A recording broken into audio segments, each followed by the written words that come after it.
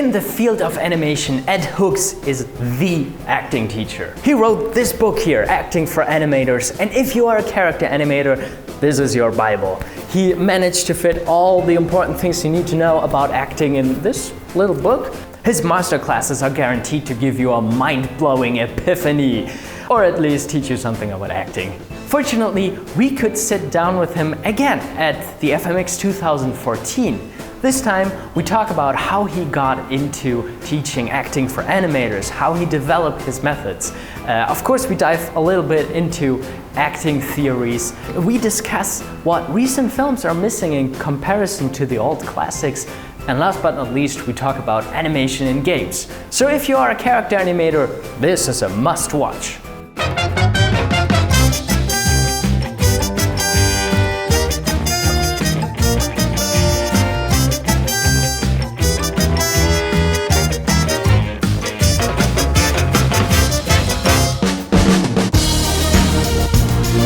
This time I want to start with a more personal question, namely how you got to do acting for animators. Why animators? It's a great question, because I wish I could say that I had been smart enough to pursue it, to say, oh, there's animation and boy, there's an opportunity for a whole life over there. No, I was an actor. And I was also teaching acting classes, professional acting classes. I had an acting studio in San Francisco, and I would commute back and forth to Los Angeles to act in shows and whatnot. And, one night after one of my classes, this was in 1996, one night, one of my students said to me as we were walking to our cars, said, would you be interested in doing an acting class on site? He said, I work for an animation company, and we're doing a movie. We've never done a movie before. And I said, oh, sure, why not? I didn't know what I was saying, but I was sure, why not, And so the next thing I know, I was at PDI DreamWorks in Palo Alto, California. And I had a first time I'd ever been in an animation studio, and it was like visiting the moon. All of these people with their computers in the dimly lit room and the headsets. And I was looking at this, woo, boy, this is something else here. You're no longer in Kansas, Toto. I thought, so what I did was, I'll be very honest, I screwed it up. Because I was an acting teacher for actors. And I thought that if you wanted to learn about acting, there was only one way to do it, and that was to be an actor, to study acting. Get up on your feet and act. I'll show you how, and we'll work on it. Well, I didn't know that a lot of animators are shy. A lot of animators, they don't want to get up in front of a lot of people. And anyway, they don't aspire to being on stage. They don't aspire to acting in movies. And so by the third class or so, half of them would not come to class because I was in there getting them up doing things. And the human resources people took me to lunch. And I thought, I know what's coming. I know that it's, thank you very much, Ed. This has been great, but it's not working out. And so they said, it's not working out, it's not working. And I said, I know. I said, I'm so sorry, I'm embarrassed, I don't understand, I've never had this situation. And they said, well, we know that you're a good acting teacher. And if you want to try something else, if you want to experiment or try something else, we'll keep you on and let you do that. And I said, well, thank you. So I got the animators at PDI DreamWorks back together again, whole room full of them. And I said, okay, look, I think I understand something about acting, but I don't think I understand anything about animation. I need you to show me how you do what you do. And I need to be quiet. And when I can figure out how you do what you do, then maybe I can find a way to apply what I know to what you do. And that's what happened. I followed the animators around and sat with them while they were animating and asked them questions and watched them doing it over and over and over and over. And I saw the models and I saw all this stuff. And it finally occurred to me what the difference was. Animators do not work in the present moment. Actors work in the present moment. I reach out, I touch your cheek, you react, I react to your reaction, you react to my reaction. Actors work a lot on that, on sensory things, because actors are working under tremendous stress in front of big audiences, in front of hot lights and cameras, and you can't have tension. You've got to be able to act under pressure. So actors work a lot on sensory things. Animators don't need any of that. Animators have 24 frames make a second. Animators have an illusion of a present moment. Once I figured that out, then I said to myself, okay, the challenge I have is I have to teach acting to people who don't want to be actors, but who need to actually understand it like grown-ups. Okay? That was how I told myself. And so I began to devise a way of teaching acting to animators that did not require them to get up and run around and do sensory things and stimulate themselves emotionally in front of people. And that's what it turned out to be. There was no acting for animators at that time. Nobody was doing what I did. It just was plain old happenstance that I fell into this. It's life. Life does this sometimes. These things come along, and I just fell into this.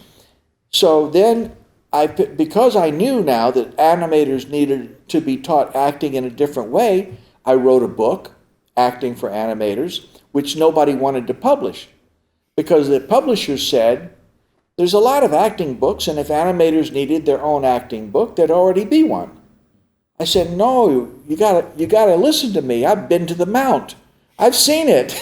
They don't have a present moment. And so that's how it came to be. And I now this has grown. About, I don't know, some months ago, I counted up and I figured out that I had over 50,000 students now. Yeah, all around the world. At least 50,000 people have had my class. And I consider that this is almost a generation of animators that I've been able to talk to. And I am such a lucky guy. I am such a lucky guy. Here I am, FMX. This is like my 13th year at FMX. Who gets to do this? Who gets to do this? I am a very, very fortunate guy. And that's how I got into it. That's the true story. I wish I could say, animation, I'll go do that. Nope. Yeah, I got you. Interesting. Yeah, wonderful. Yeah. Yeah, let's go to the animator situation now. I got a story, I got my short assignment, and I have to animate something. What would be a good approach to get the ideas of what the character is doing in detail? I mean, there will be a briefing, but how can you go about that? Well, as far as the actual physical movement of what they're doing, are you talking about video references and that kind of stuff? Example, Okay, well, they can do, I can talk about video references because everybody knows what that is. I know that all animators do it, and all animators work with mirrors. This is a difference between actors and animators. Actors learn to stay away from mirrors, and the reason is because in reality you can't be on the stage and in the audience both at the same time. And when you act into a mirror, you're acting and also trying to watch yourself to see what you're doing. You're splitting your brain. So it's an impossible thing. So actors are taught to stay away from mirrors. this is the problem that an animator has when they do their own video references, and is that they're aware of their own. They know what the scene is. They generally know what the movement is, and then they get up and they act it out. But they're sort of aware of themselves acting it out, and it's traditionally done this way. I understand it. I don't think I'm going to change it. However, I do think that it would be an interesting thing if animators more often had their friends do their video references for them. I worked a while back, some years ago. There was a company in the States, around the Chicago area, called Big Idea, and they had a television show called Veggie Tales, which is still on. It's a thing for children. And that was they had the animators at that company. Each animator had an animator buddy, and the two buddies did one another's references, and the two buddies gave each other opinions on what they were doing on their work. You know, what do you think about this? What do you think? Well, how's this working? How do you get? And so they did this as a conceptual matter at that company. I thought it was very smart, and but it's not an idea that's caught on broadly. So the first thing, in answer to your question, the first thing about a character is you got to find, what does the character want? What's the objective? The purpose of movement is destination. What's the character want? What is the action that the character is going to take to get what he wants? Is there any conflict? Is there an obstacle? If he's got to cross the room, is there a carpet maybe that's wrinkled and dangerous? Is there any kind of thing? Is there anything that can make it a bit more interesting? Can give it conflict? I teach my students that they should be able to, ideally, freeze frame a character at any time and say to that character, what are you doing? And that character should be able to answer in theatrical terms. This is my objective. This is what I'm after. This is the action I'm playing to get there, and this is the obstacle. Okay? If they can't answer that, then it's an indication that a sequence may be in trouble, because you do need an obstacle for theatrical reality. And the answer to those questions is what helps you determine how to move a character, what it's doing, where a character is going, what the character wants. Because you play an action until something happens to make you play a different action, and you pursue an objective until you either achieve that objective or another objective takes its place. So it's very elegant, actually, what you do. And the first thing you got to do when you're going to be a character animator, and you've got a character, is you have to know your character. You got to know your character's values. You got to know your character's emotions. Okay? Because the emotion tends to lead to the action. So once you know your character, then you can collaborate with your character. Yeah. Yeah. It's simple. I mean, like it always comes down to the same things, which I think is interesting, and yet it's difficult. The thing is that an animator is very intuitive about moving characters. An animator works with their gut. Actors are very intuitive about acting in general. What I'm teaching is a kind of a technique that what you use when your intuition is not serving you well. You're working on a scene, you're working on it, and somehow or the other, the thing is just laying there. It's just not working. That's when you pick up and you say, what are you doing? What's the conflict here? What is the action, the objective? I have codified acting. That's what I've done, codified it. You know, I've been studying Snow White and the Seven Dwarfs lately for a project I'm working on. And it is an amazing movie. because it's so charming. There are parts in there that aren't good acting from my perspective, but it doesn't matter in this case because that movie is so charming. It's like watching kindergarten kids put on a play. You look at it, you say, "Oh well, they got they're making mistakes," but it doesn't matter. I just love them to death, and they're putting on a play. Snow White feels like that to me. It just it invites a loving embrace, even when it is technically not working sometimes. You just cannot not like it. In a lot of cases, in very big movies today, that element tends to get obscured. It tends to get lost, that charm. And that charm came right from Walt Disney. You get the feeling that there was him saying, "Let me tell you a story," that there was one person, one mind. Let me talk to you.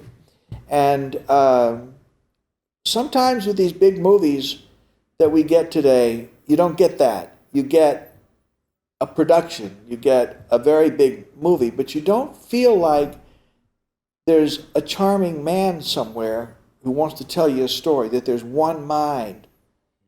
It feels like a patchwork of some kind.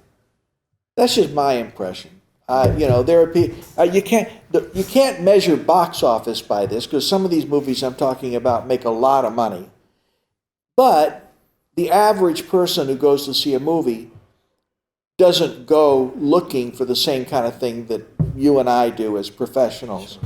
They don't go looking to analyze a movie.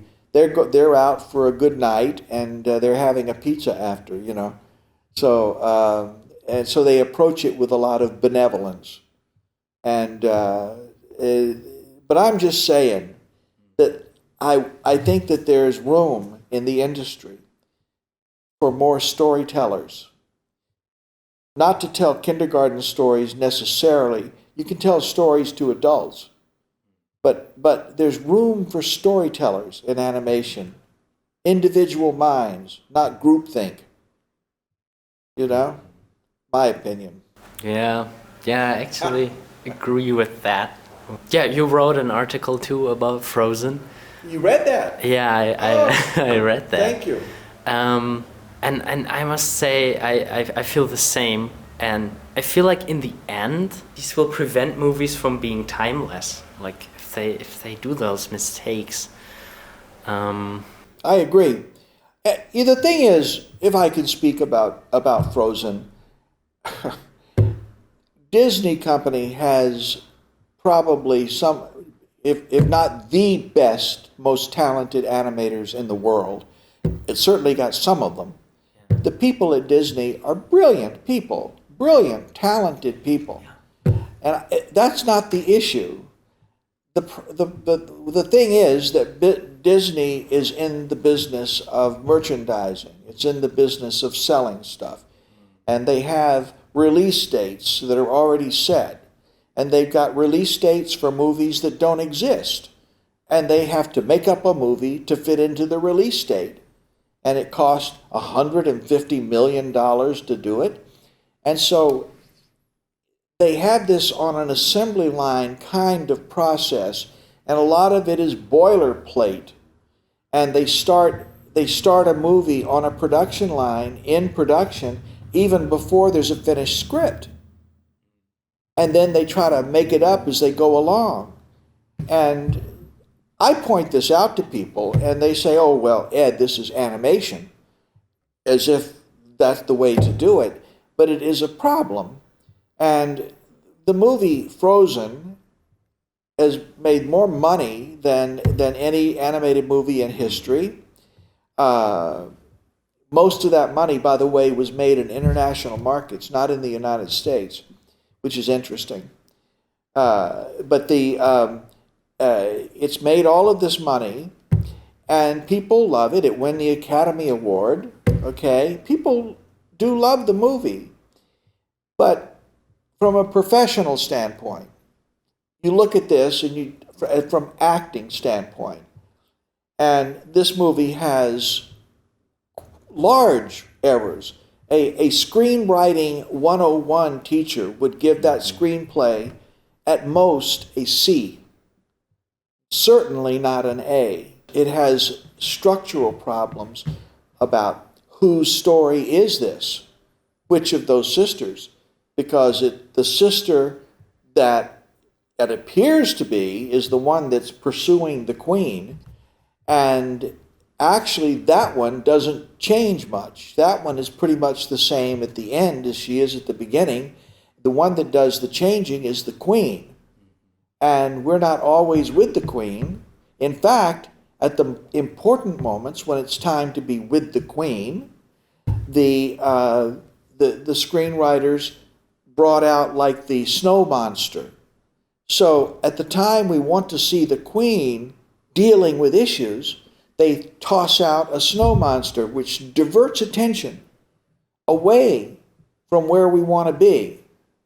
Okay? That's one problem.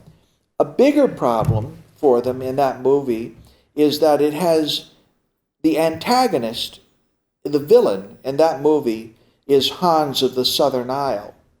But he does not raise his hand and identify himself as the villain until 15 minutes before final rolling credits in the third act. If you look at this as I have, I went back and I studied it, there's no foreshadowing. No. There's nothing to indicate that he's had any kind of big plan, nothing. He announces in the third act that he's a sociopathic murderer who has been on a campaign all along, ever since the beginning. But so you roll the movie back and you look at the early footage. You're looking at his face. You're looking at his mind, his eyes. You're looking to see, is there anything here to indicate that this guy is on a mission? I mean, all of the snow and ice would have interrupted his mission. How did he react to that? What did he think about that? And in shot after shot after shot, he's a mental rag doll. There's no there. So I'm telling those of us who know about these things recognize that as an error. The general public just sort of overlooks it, and they figure when they're a little confused by this, they figure, well, I just didn't get it. It's my fault. You see? That's the way I just didn't get it. But it was a great movie. Oh, I love the little snowman, they'll say. And that song, let it go, let it go. And so that's the way it is. The Walt Disney Company marketing department is a Madison Avenue advertising agency. You must understand this. And they are actually better than most Madison Avenue advertising agency. The Disney marketing department knows more about you than your mother. And they're very, very, very good at what they do. 5,000 years from now, when people come back and rediscover the earth and they excavate Los Angeles, a special room in the museum has got to be devoted to the Disney marketing department. That's what I think. Yeah. Sure. Yeah, I think what upsets me also about Frozen is that the basics for a great, even groundbreaking film are there. I mean, they try to slide a little bit into the postmodern stuff to say, okay, we're not doing this falling in love thing, and then they roll back, she falls in love with him and everything like that. But it sure is a beautiful movie. I know one of the animators that was in charge of doing the snow and ice. He's a personal friend in that movie, and it's a technological wonder what they did with the snow and the ice and all those numbers where the queen is throwing ice around and freezing everything. It's really a beautiful movie to look at. What would be a recent movie that did it more successfully? What would you say? Despicable Me. Yeah. I think the Despicable Me movies are wonderful. I think I find they have charm. Yeah. They have charm. They feel like somebody's telling a story to me. I mean, they're outrageous in their, they're so far out there that you look at them and you roll your eyes. I mean, the bad guy is going to steal the moon, and but it is so loving, and you can't it works. It works. I think there's a great lesson in that. Number one, that movie was came out of Paris, came out of France, I think, Paris. And so I think there's a lesson there that good movie making does not have to always be in Hollywood. It can, Chico and Rita came out of Spain. Movies can be made from anywhere, and they can be organized with animators in multiple countries, coordinating over the internet. There's a lot of ways to do this now. We have a lot of different ways to exhibit a movie, to get it to the consumer, to get it to the person who wants to see it. There's different ways now to raise money to get a movie produced.